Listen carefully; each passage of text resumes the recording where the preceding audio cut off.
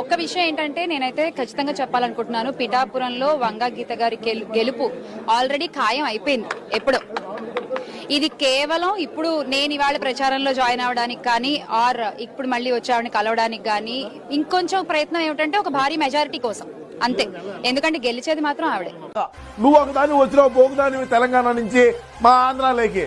నీకు ఏమి తెలుసు ఆంధ్ర రాష్ట్రంలో ఏమి జరుగుతుందని? నీ బతుకేంది, నీ కథ ఏంది, నీ చరిత్ర ఏంది, నీ మొగుడు చరిత్ర ఏంది ఎవడికి తెలియదమ్మా శ్యామల. అమెరికాలో ఏ హోటల్లో స్టే చేసినావు చెప్పంటావా? నువ్వు ఎంత ప్యాకేజ్ తీసుకున్నావు చెప్పు. నాకన్నా ఎక్కువ ఇచ్చారు నీకా. నువ్వు ఏమన్నా యాంకరింగ్ చేసుకో, ఎవడేం మాట్లాడటం. నువ్వు రాజకీయాల గురించి మాట్లాడే స్థాయి నీది కాదు. మన ఆంధ్ర రాష్ట్రంలో, మా ఆంధ్ర రాష్ట్రంలో జరిగేటువంటి పరిస్థితులు నీకు తెలియదు.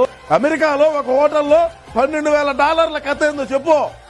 ఒక టీవీ రిపోర్టర్ కూడా చెప్పినాడు నాకు 5 ఏళ్ల క్రితం.